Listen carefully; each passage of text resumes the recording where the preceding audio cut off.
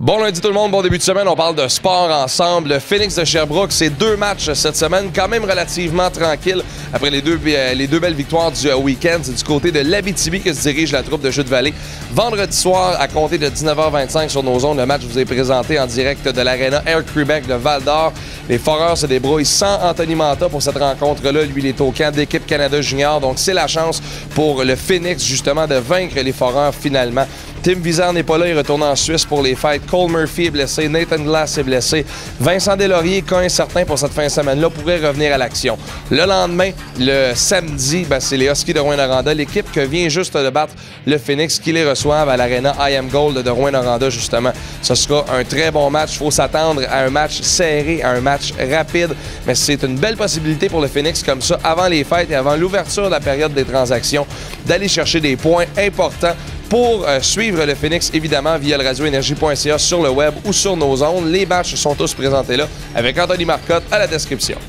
Pour ce qui est du Canadien de Montréal, c'est 3 matchs cette semaine avant la pause des fêtes. Le premier, c'est demain mardi, 19h30, alors qu'au Centre Bell, ils recevront de la visite de l'Arizona. C'est les Coyotes de Phoenix qui s'en viennent à Montréal. Jeudi, 20h, contre une équipe qui va très bien cette saison, les Blues de Yaroslav Halak. Le match est présenté à 20h. Et samedi, 19h, toujours sur la route, à Nashville, avec les chapeaux de cowboy pour aller y affronter les Prédateurs. À retenir chez le Canadien cette semaine, la blessure à George Parros, un combat contre Eric Bolton, c'est mal terminé pour le grand moustachu du Canadien, commotion cérébrale. Il rencontre les médecins aujourd'hui lundi, sera réévalué et Michel Therrien sera en mesure de faire le point sur son état de santé bientôt. 2 grosses commotions cérébrales dans la même saison. Est-ce que c'est la fin pour George Parros? Faudra voir. Pour ce qui est du blog Énergie Sport cette semaine, c'est pas un article que moi j'ai écrit. Je veux vous référer à un article que Gabriel Bellan a écrit pour la presse, un journaliste boxe et arts martiaux mix. Il est excellent, Gabriel Bellan. Il a recueilli les propos de Georges Saint-Pierre qui raconte l'histoire et l'article s'appelle La nuit des longs couteaux. Il raconte l'histoire de ce qui s'est passé après le UFC 167. Après le combat, ses commentaires dans le ring, lui qui disait qu'il pensait peut-être devoir prendre une pause. Il y a eu la conférence de presse. Saint-Pierre n'était pas arrivé encore. Dana White a dit que Saint-Pierre avait perdu le combat, que les juges avaient fait un travail honteux ce soir-là. Et là, on apprend dans cet article-là qu'on a invité Saint-Pierre à ne pas se présenter à la conférence de presse pour ne pas qu'il n'affronte justement les journalistes, répondre aux questions, s'expliquer. On a essayé de lui empêcher d'entrer dans la salle. C'est vraiment très bon cet article-là. Allez lire ça et commentez-le parce qu'on sait Georges Saint-Pierre a annoncé qu'il prenait une pause indéterminée. Il a fait ça cette semaine du côté de Québec.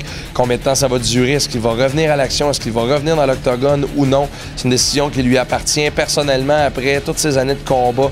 Beaucoup de victoires, beaucoup de beaux moments. Il a de l'argent pour à peu près 20 vies, Georges Saint-Pierre, avec grand plaisir. S'il veut prendre sa retraite, pour moi, là, c'est le sentiment du devoir accompli qui doit l'habiter si jamais il décide de se retirer. La ceinture est remise en jeu. La ceinture est rendue vacante. Ça sera donc au mois de mars dans un combat à Dallas entre Johnny Hendricks et Robbie Lawler que ça se décidera.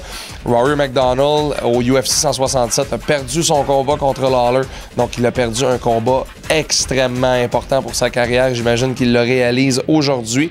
J'ai bien hâte de voir. Allez lire ça et allez commenter.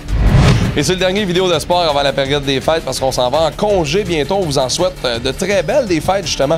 Passez un beau moment en famille. Nous, on va se revoir. Et là, je vais faire un gag de mon oncle. C'est sûr que vous allez entendre dans le temps des fêtes. Hey! À l'année prochaine! Venez me voir sur Twitter, @MarcSalonde_. Cette face-là, j'ai fait une face de mon oncle. Je sais pas pourquoi j'ai fait ça. C'est quoi ça? Tous les hits. Énergie.